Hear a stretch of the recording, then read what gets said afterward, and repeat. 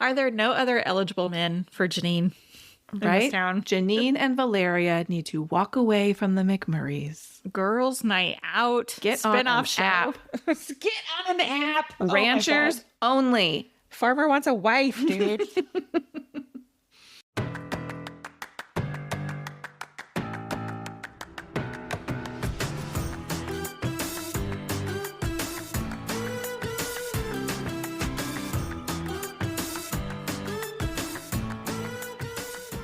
Hey everyone, welcome to Girls Gone Hallmark, a Hallmark review podcast. I'm Megan. I'm Wendy. And today we are recapping episode 7 of the Hallmark original series, Ride, titled Ride or Die. If you want to connect with us outside of the podcast, you can always follow us on Instagram, where we are both at Girls Gone Hallmark and Megan and Wendy. Also, don't forget to jump into our Facebook group, exclusive for all you Hallmark fans. It's called Girls Gone Hallmark, and there are also guys there. So don't be shy. Jump on in. That's right. Oh, should I look up ratings? I did. You did. I have it. Tell me. This episode from Sunday pulled in 899,000 viewers. That's a big drop. It came in 50 out of 150 with 0.08% of the demo. Yikes. I don't know. Is it a drop? Because Yeah. I thought their It was notes said over it 1 million last week. ticked up a little bit. Well, I don't know what to say other than, was The Way Home renewed for season 2 by this point? I don't know. I have some numbers for When Love Springs too. Okay. 1.4 million viewers. Nice. Yeah, so it's kind of crazy to see the difference between the two shows. I know they're on different channels and different days, but Right. nearly double. Exactly. Are you ready to talk Ride? Yes, would you like a synopsis? I would. Missy heads to Denver to judge a pageant. Isabel and Hank realize selling the town on the stadium deal will be harder than they expected. Oh, that's all we get. That's all we get, guys. Okay. I would say there's 2 lead storylines here. Would you say Cash or Missy's storyline takes the lead? They're pretty equal, Yeah. I would say, but let's start with Missy. Okay. So she does get the call from Frontier to come judge the Miss Rodeo Mountain, like a regional Miss Rodeo competition, because she was Miss Rodeo Colorado. Something. No, Rocky Mountain. Yeah. What we hear in the beginning is a memory of her and Austin talking about getting married quickly, but she's not going to be able to participate in the big Miss Rodeo USA pageant now that she's going to be married. Mrs. and MRS. She can't be a, yeah. That's weird. I think that's normal with pageants, though. I think isn't so it? too. And I was like, should they have just waited? Like, let her have her moment? Why is he in such a hurry to get married? I don't know. And put yourself in however old Missy was, 22. I think I would probably choose getting married as well. She doesn't have the long-term view here. Yeah, but really, what is the pageant going to pay off for her in the long run anyway? I think we're all building up to her life took a different path because she was married to Austin, and there is some contention there because he wasn't the person that she thought he was. Mm-hmm. And what did she, quote, give up for him? And he got to be the star while she was just his unofficial coach in the background.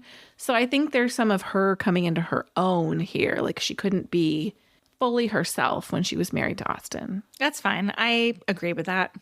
So we get Missy interviewing pageant girls, and the first pageant girl we come to find out that that's the Frontier favorite. They want to rig the competition because she's pretty and she's got a lot of social media followers, but she is dumb as a box of rocks. Oh my gosh. Could you believe, I couldn't believe the line was like, oh, she's got great socials. And I was like, Ew. Yes. They just want this person. Then hire her as a brand ambassador. Don't like let her win. Great point. And then this kind of paints the picture of why Isabel is so trying to get out from under the thumb of JB and Frontier, because things are not the beautiful picture that they might seem that they are. You know, that's a really good point, is that they're not an honest, like, company or corporation or whatever. Yes. Yeah, that's interesting. My favorite is she talks about she wants to pass some regulations, and Missy presses her and she goes, like bills and stuff. And it hurts. It hurts. It does. But I did love, we get the next girl. She talks about how she had anxiety and horses have saved her. And Missy has this memory of training with Isabel. And there's some contention because prior to leaving for this, Isabel had said to her, like, I don't know if you got it. Well, I think Isabel's pissed off, right, at Missy for letting Cash down as a coach. Yes, but who's at fault here? I know. It's Cash. Cash is the one who's at fault. He Cash is lied the one- to her. She's not a mind reader. He threw the punch. Like, he made a bad decision in hitting somebody, and those are the consequences, my friend. Yeah, is she supposed to be inspecting him top to bottom for injuries before he rides? I know. It's dumb. From Isabel's standpoint, I do at one point kind of understand, again, she's been dealt a shitty hand. So I imagine finding out that Cash rode injured and put himself at risk freaks her the hell out, and she reacts in a disproportionate way to what the situation required simply because of her past experiences. We get this nice moment between Missy and Isabel, and maybe Missy is being reminded of what Isabel means to her. Did you notice how, like, Missy would fully, like, zone out for, like, the longest time during these scenes? Yes. So she could have this, like, flashback or whatever, and then it'd be like, Missy, Yes. come back to life. So is Missy the only judge at this competition? Right? We never see another judge. We never see her talking to another judge. We never hear discussion of other judges. Yeah, we did. At one point, Susan's like, oh, you need to go huddle up with the other judges. Oh, yeah. Okay. Yeah. Well, they And- couldn't cast them, apparently. Exactly. Susan wants Missy to throw it, and Missy does the right thing, and she does not. And what I think is interesting, because so Isabel comes all the way to Denver to have this confrontation with Missy. And when she came in, I was like, oh, she's coming in hot. But she almost immediately apologizes. She does, but here's where I get hung up. Are all these things happening in the same day? I know we're technically talking about the Missy storyline right now, but earlier in the day, Isabel was having a meeting. Yes. Did she then leave and drive all the way to Denver? Yes. Just to talk to Missy? Yes. What? And then spends the night in Denver. Get on FaceTime or something. Right. Like, I don't understand. The timeline of this show drives me bonkers. It's not the first time they've done this. No, and I think they needed that moment of Missy breaking away, because also in this timeline, we have Missy has a date with Gus. Things seem to go very well. They kiss, and then she panics and runs away, basically. Immediately after that moment, she walks into the hotel, and there's Isabel looking angry. And so from Missy's perspective, she's like, man, I just kissed this other person. Here's my former mother-in-law. I was married to her son. I'm kissing this other person. She's mad at me because I'm failing her other son. There's all of this going on. So I think it feeds into the drama of the moment for her to be there. Yeah, and I'm going to say drama with quotation marks. Sure. Because it's not all that dramatic to me. Like, none of this is. I mean, if you're conflict averse like I am, you could understand the like sick to your stomach feeling Missy might have been like, oh God, I'm going to get in trouble, because that's how I would feel, even though it's very low stakes. Well, and this is also actually the Missy storyline. The next day, she and Isabel are talking. I think it's the next day. Like when she gives her scores at the competition. Well, hear me out, because like Isabel sees that Missy's like struggling with something. And I think here Missy's obviously hung up on like wanting to tell Isabel about Austin's cheating. Oh, But decides not to. But like, you know, Isabel like consoles her a little bit. But then I think then she leaves. I think that's the next day. I think she leaves. I can't remember exactly. I remember Missy holding back on talking to her about Yes. Austin, but I don't remember at which point that happened. But Yeah. and I get it. I don't want to tell you that I found out that your son was cheating. I mean, he's gone. He's dead. Yeah. I would never say anything. But what I think is interesting is when she has this conversation with Isabel and she tells her what Frontier wants from her. We heard earlier in the episode that Missy's ambassadorship is one of the things that's keeping the ranch afloat. And we'll talk about the Cash storyline. But Isabel throws that out. Like, these are the things we got going for us. We've got Missy's ambassadorship. Knowing that, she still says, screw Frontier. You give the scores that you feel comfortable giving.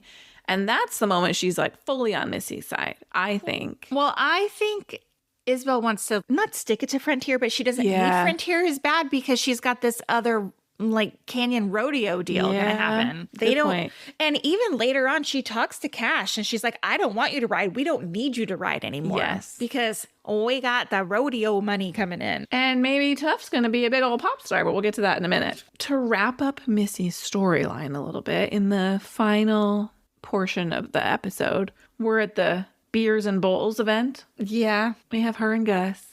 Gus comes in and is like apologizing. I'm so sorry. I must have been reading it wrong. I rushed.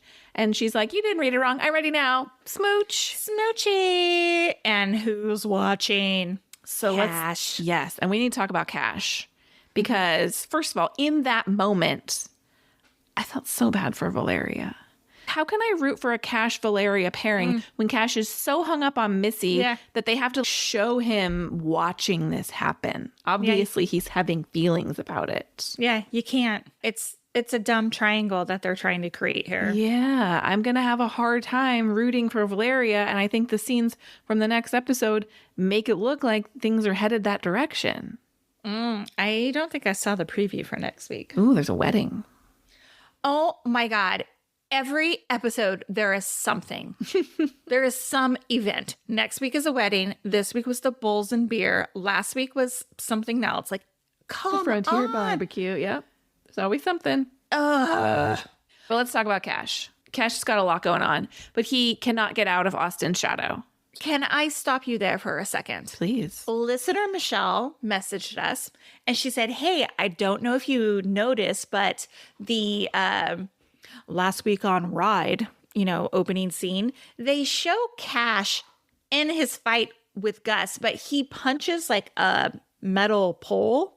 He misses Gus?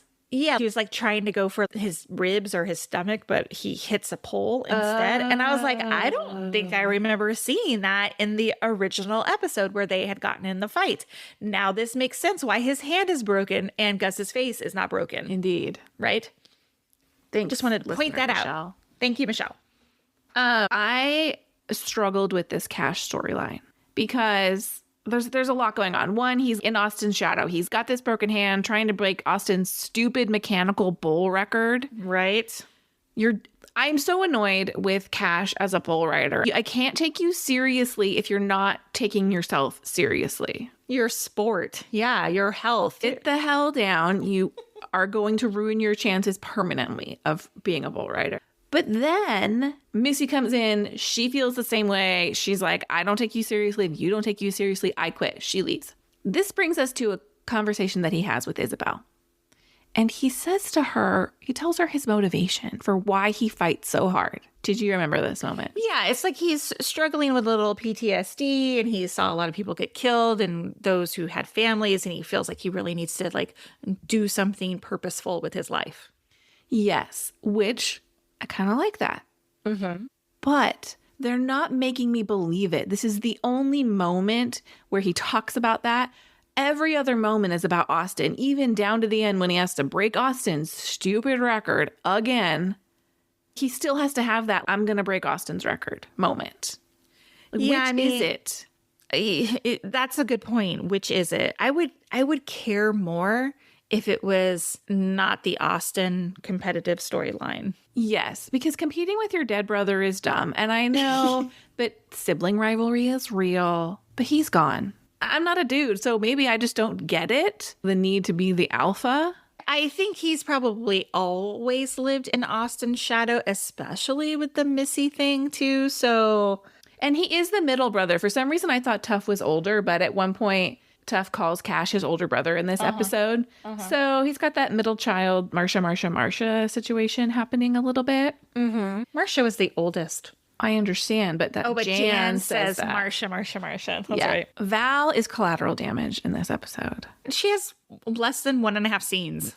She totally does. And one of them, Cash tells her about his injury, that it's broken.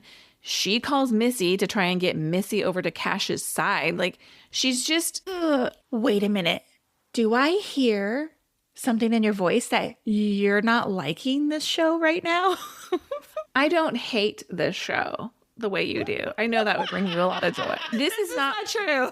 This is not true. This isn't my favorite show on television. No, I don't find, but I never said it was. I don't find it painful to sit and watch. I do find the behavior of some of the characters frustrating. The Valeria character could do with a little bit of a life outside of the McMurrays. I agree, but so could Missy. And thankfully, it's happening with Gus finally. Gus is not going to last forever. If this show gets a second season, if we go on, I feel like they're setting us up for Cash and Missy to be the Ross and Rachel of this show. Ugh. I could be wrong, but Valeria needs a life outside of this ranch. And I feel like if she and Cash do get together, it will burn fast, burn hot, and burn out quickly. Mm-hmm. He is way hung up on Missy. She's just a distraction to him. Anything else to say about Cash? Oh, Cash is the one who has to break it to Isabel about the cheating scandal with Austin. Yes.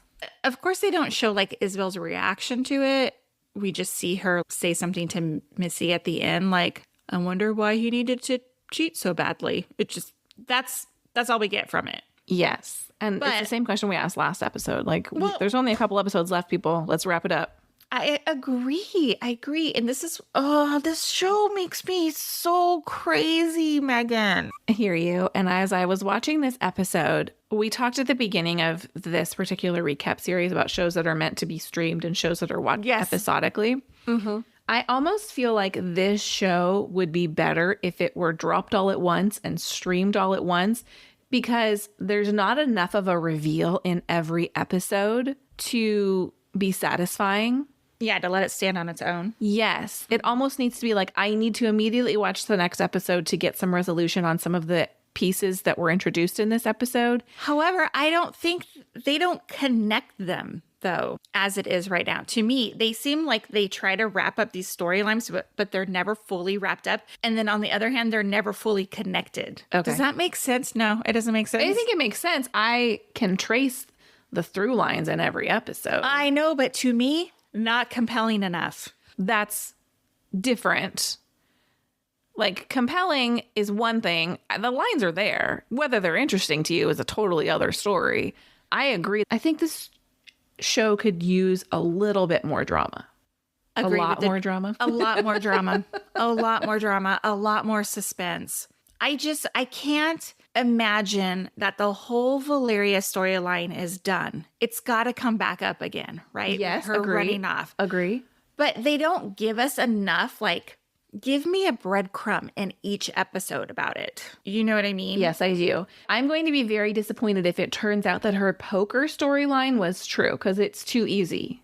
Mm-hmm. We got to get that bad dude back lurking as a hint. Something's still going on. Now, in this episode today, I thought, God, Isabel is so hung up on like their McMurray name and all their memorabilia they have. Mm-hmm. Now, hear me out.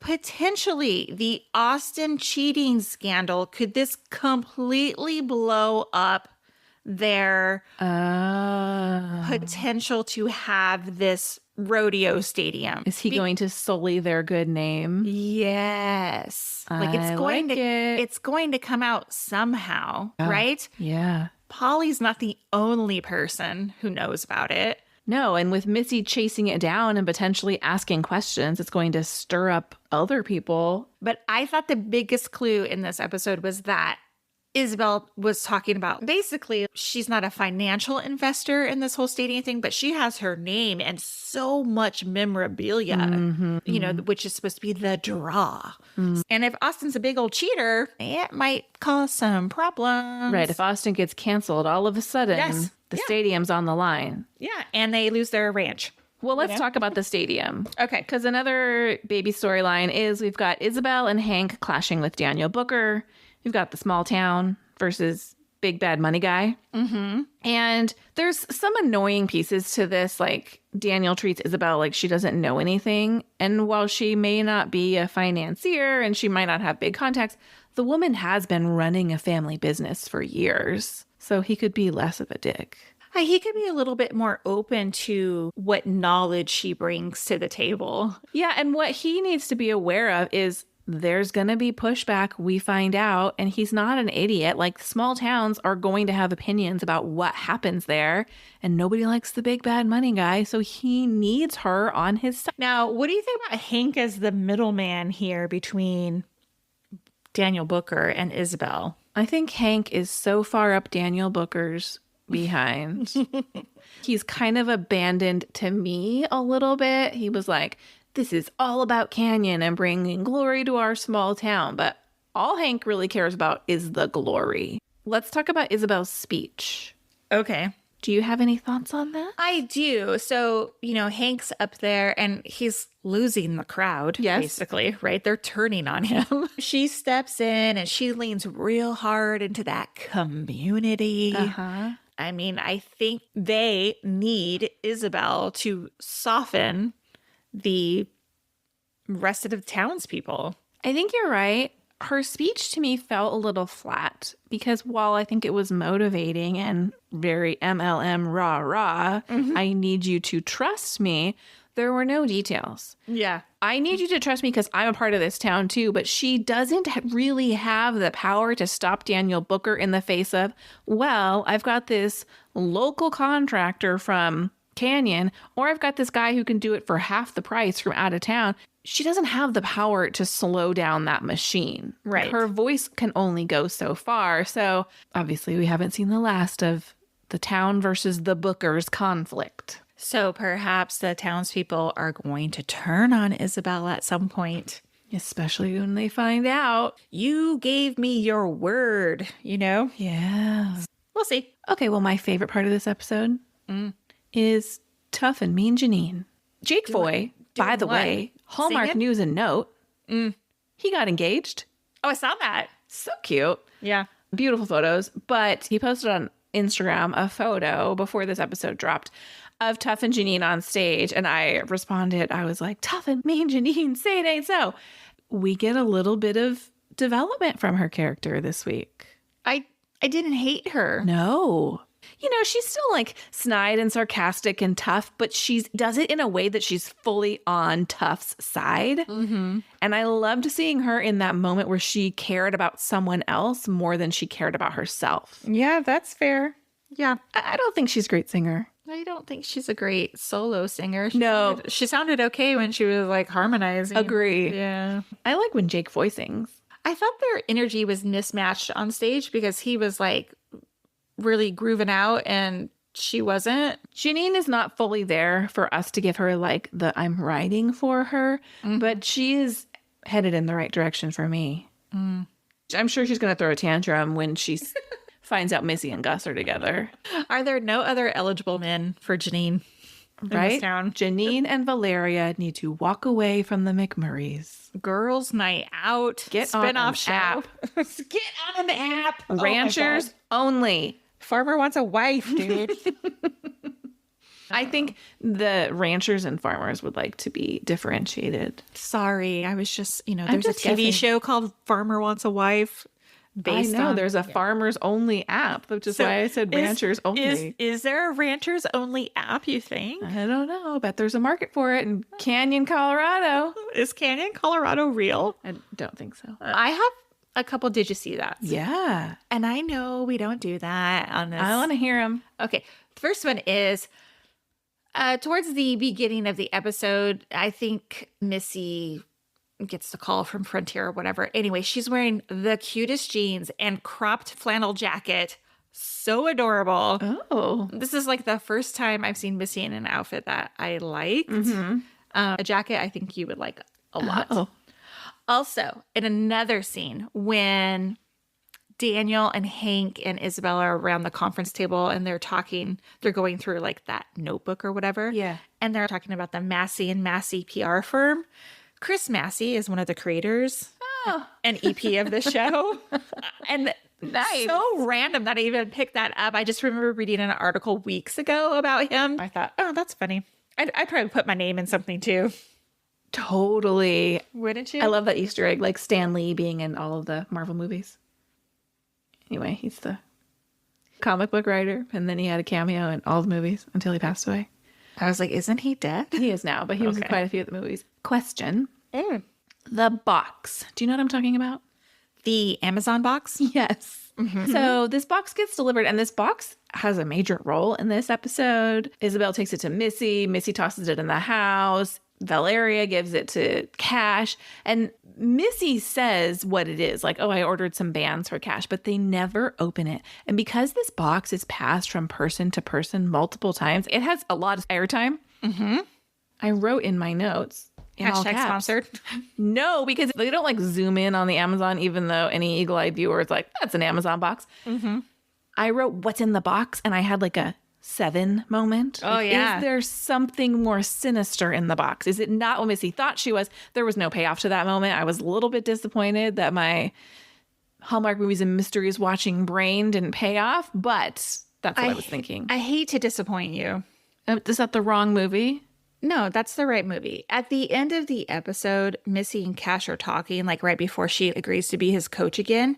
He goes, I'm using the stretch bands. I'm getting stronger. Right. No, I understand. What I'm saying is there was no payoff. What was in the box was what she said was in the box. It was really stretch bands. But can I point out that the stretch bands arrived the day before?